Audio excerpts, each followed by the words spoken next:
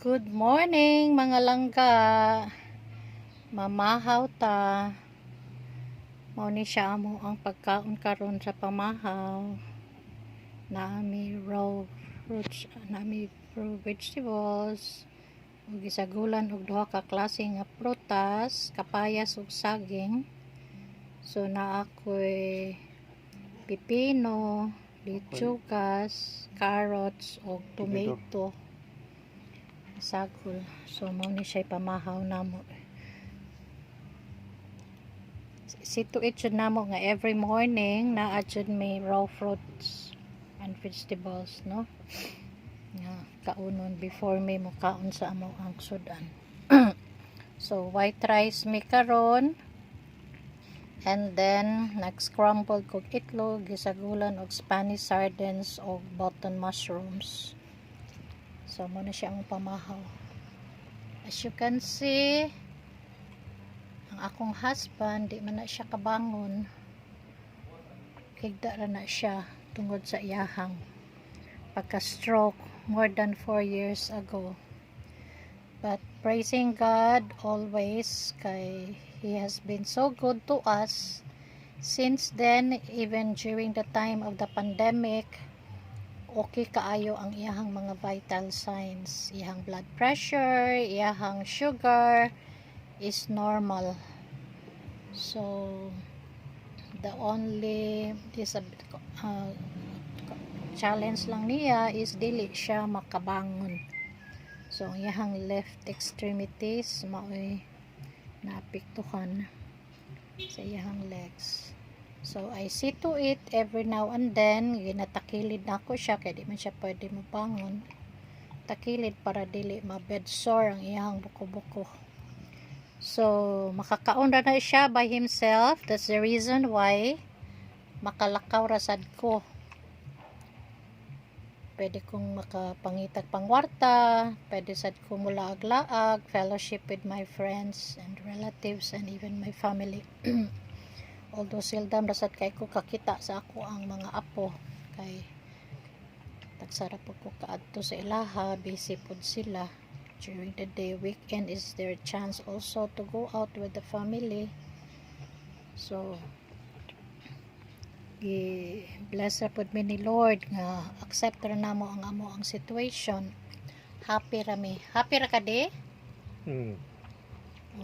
So bisan kahigda ka, God is always with you. So amo nang accept, among inculcate sa amo ang mga minds sa akong husband, especially kung mulakaw ko, nga God is with him, no? Nga nagbantay niya, binlan ra na nako siya pagkaon o kaon ra na siya, binlan nako siya iyang tubig para dili siya mapulunan upon sa iyang kaunon. So ako ra po na siyang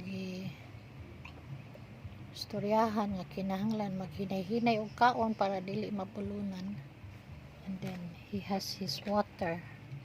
Kani binlan ako siya ani iyang water.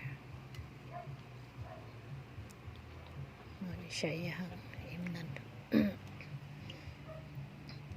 So ana ra jud.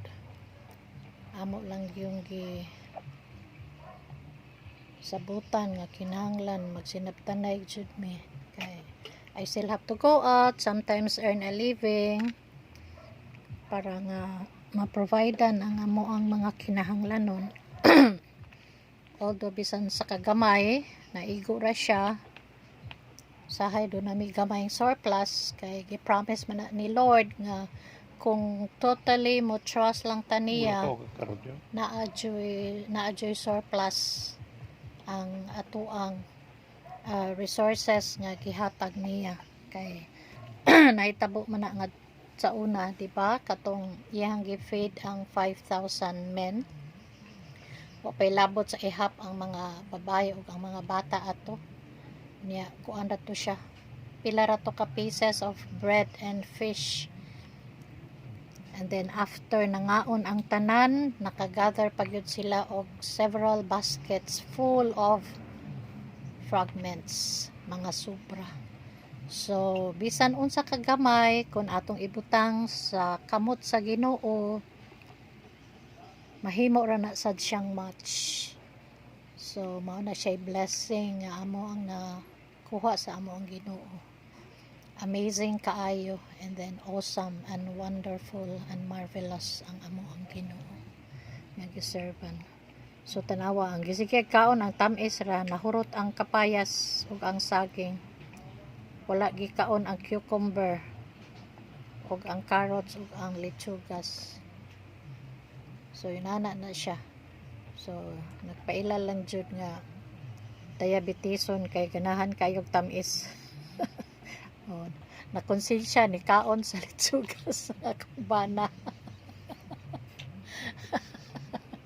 Pero imo gyud na siyang pasagdan, labi na kanang iuna na nakog hatod ni rin niya ang kuan slice nga fruits and vegetables. Igbalik na ko, nahurot na ang mga tamis, ang mga prutas na bilin ang gulay.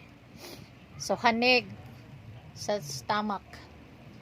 Ang nakanindot sad ani akong husband kay bisag binlan lang ni nako siya saging o linungag nga kuan itlog.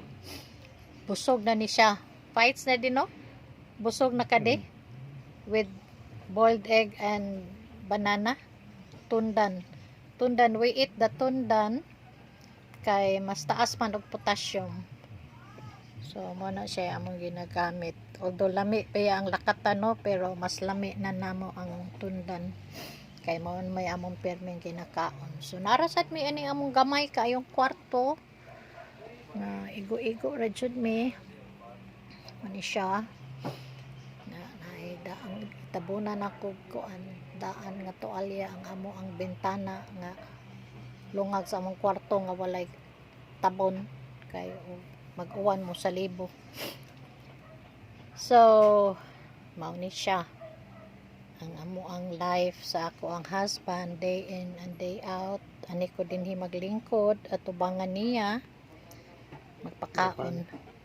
Walay pan, rice ra taron, rice o kuan, scrambled egg nga dunay Spanish sardines o mushroom. Gitag pan, kay palakaon kay ni siya pan. Ako sa tiyang i-control kay daghan na kayong carbohydrates. Control kay haron dili butas ang suka. Itlog na og ang Spanish sardines og naay mushroom akong gisagol. Okay ni gamit ang kutsara.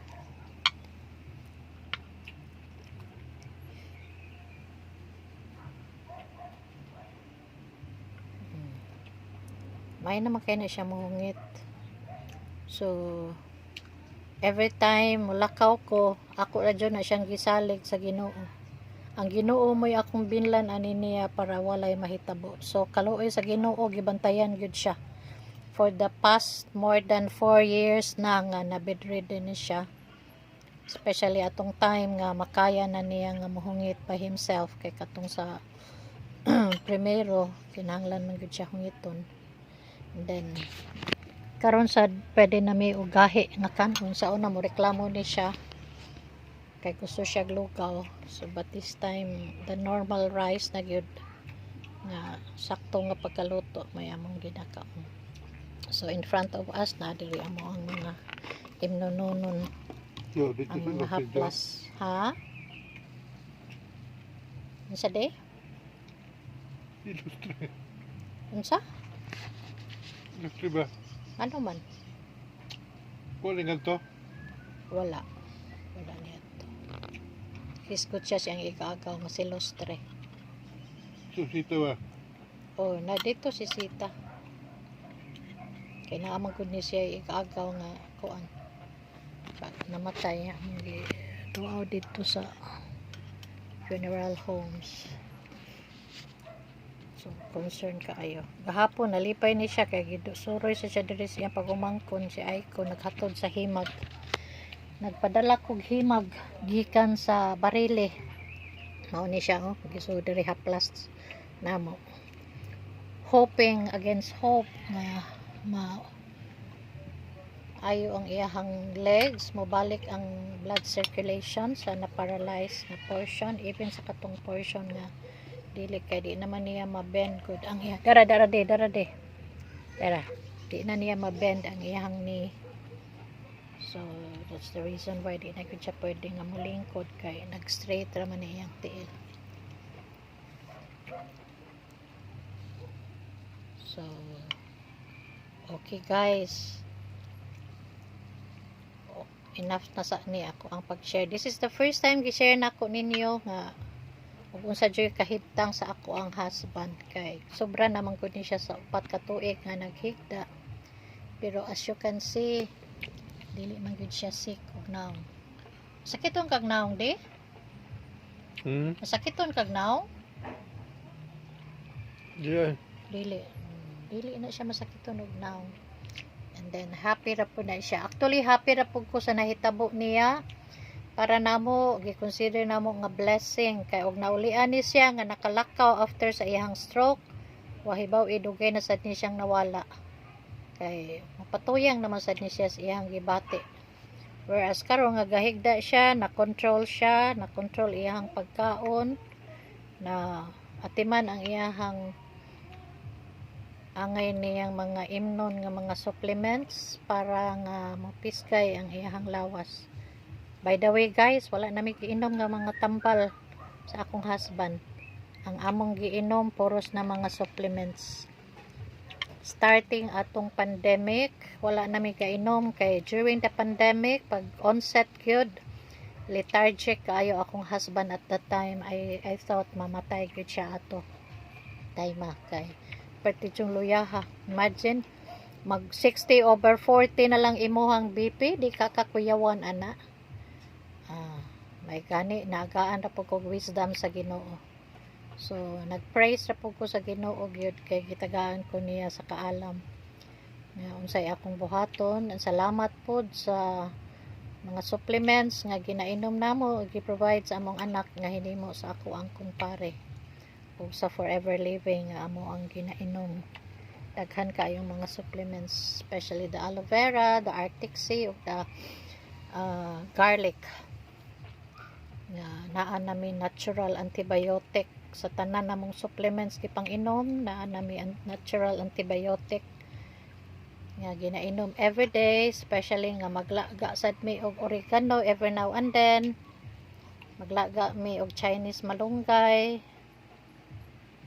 mag-inom mi og blue turnip tea, mukaon sad mi usahay og blue turnip tea.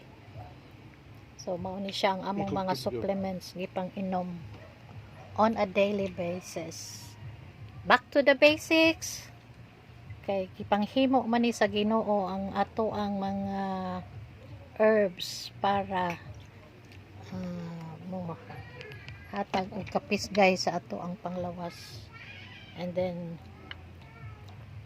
daghang mga herbs sad among isagol sa amo ang food as I cook it. Naa siya oregano sad, na ay pepper, na ay turmeric,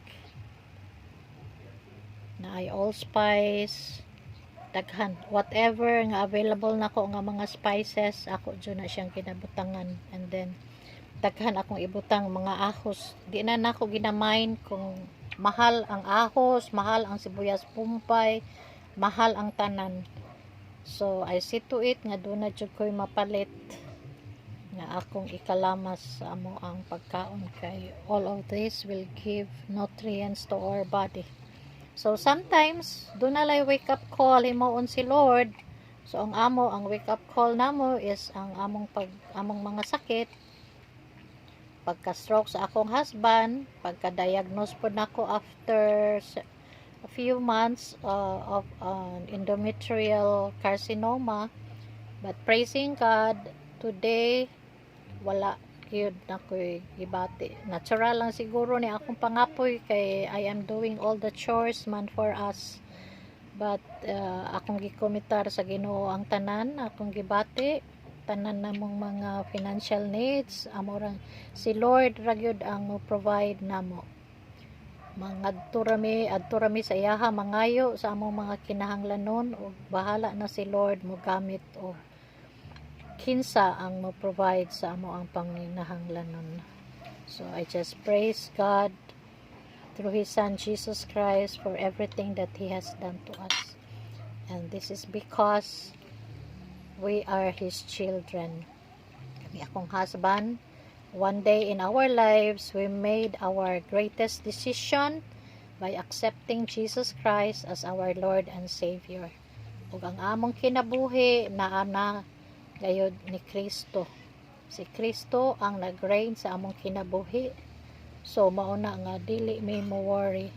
And then I trained my husband. I told my husband also nga especially during the time nga wala ko kay nilakaw ko, kung say mahitabo ampo lang gyud sa Ginoo, kay ang Ginoo ra gyud, no, sampit lang gyud ni Jesus, kay siya ra gyud ang the greatest healer.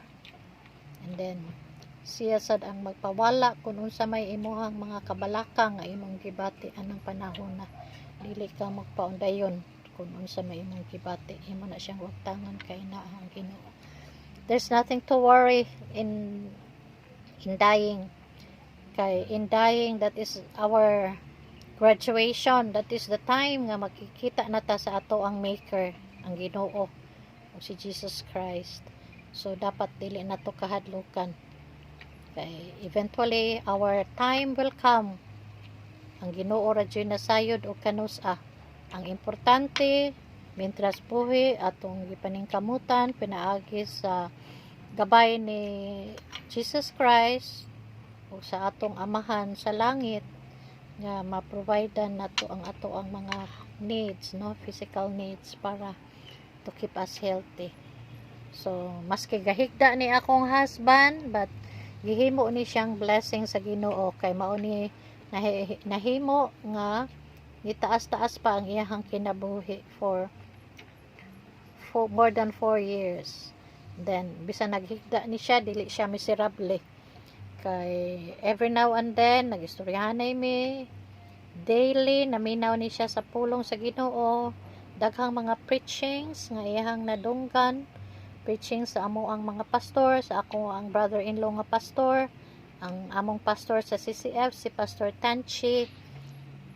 Mauna iyahan ang mapaminawan on a daily basis, even sa mga foreign nga mga preachers like the late Charles Stanley, mautoy among perming paminawan, o karon si David Jeremiah, mausad amo ang pwede mapaminawan, o daghan pang mga other nga maayo nga mga preachers nga makagiya sa amo ang spiritual life, no. So dako kayo among pasalamat ana sa Ginoo. So I hope na-share nako aron masabtan mi ninyo kung unsang klaseng life na ami, kay sometimes people will judge us manggod according sa ilang nakita nga wa sila masayod. Kay ako ra balagan kay kus nga tanan nya mora ni asawa nga naay masakito na bana nga magsigig laag-laag. I have to enjoy my life too, kay it's not only my husband who is sick, I'm also sick. But ako nang gihatag sa Ginoo, so wala na ako gimain. Ang akong gipangayo ra gyud sa Ginoo is the strength para nga ma-take care nako ang akong husband. Taas ba kay ni bisan tukod og ni gamay ni akong husband, nya taas ba ni siya nga pagkatao. Kanang ako ra ba ang usa magsige takilid-takilid ani niya para dili siya ma-bedsore. Then daghan kay kong produkto sa Forever Living nga akong gigamit pangpahid sa iyang buko-buko haron dili siya ma-bedsore. So no nagani ko'y pagumangko ni ingon siya nako nga may makaanti bisa gamay ra kag resources, napalit man gihapon nimo ng mga mahalon nimong mga gipang-inom o imong gipangpahid. Yes, because ang akong amahan sa langit, ang among amahan sa langit, dato kais nga tanan, ma-provide yun niya ang among tanang mga kinahanglanon. So that's why happy lang, enjoy ang life kay kahibalota nga naa si Jesus.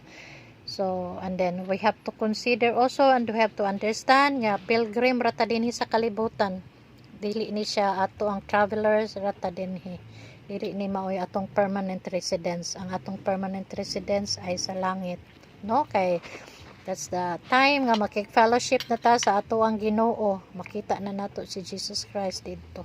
Then ang ato ang gipuy-an dito sa langit, mansion, o ang atong gilakwan, gold. Yeah, streets, ang mga dalan dito puros mga gold. So kung naglisod man ka dinhi sa kalibutan, nindot kayo dito sa langit. But di ta pwede mag-una-una sad maghuwat ra gyud tas kababuton sa Ginoo, no?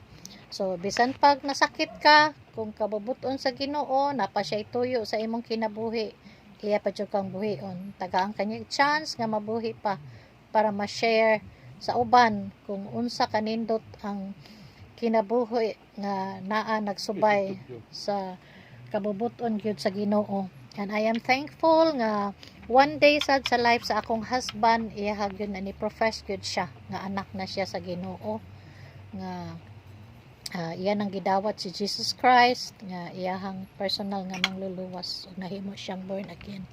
So mao po na hinungdan nga nung ipataas pa sa Ginoo ang iyang kinabuhi, because I believe do na pay purpose si Lord para sa life namong duha sa akong husband. So thank you so much and have a blessed Tuesday morning to everyone. Thank you for watching, and I hope you will share also this video para mapulutan pud og aral sa uban nga dili ta mawagtangan og paglaom bisan pa man siguro og naatay mga balatian nga didapo sa ato ang lawas, kay ngano even in our sickness na ay purpose si Lord sa ato ang life. So padayon lang ta. Thank you so much. Please follow and share and also like. Love you all. God bless us all.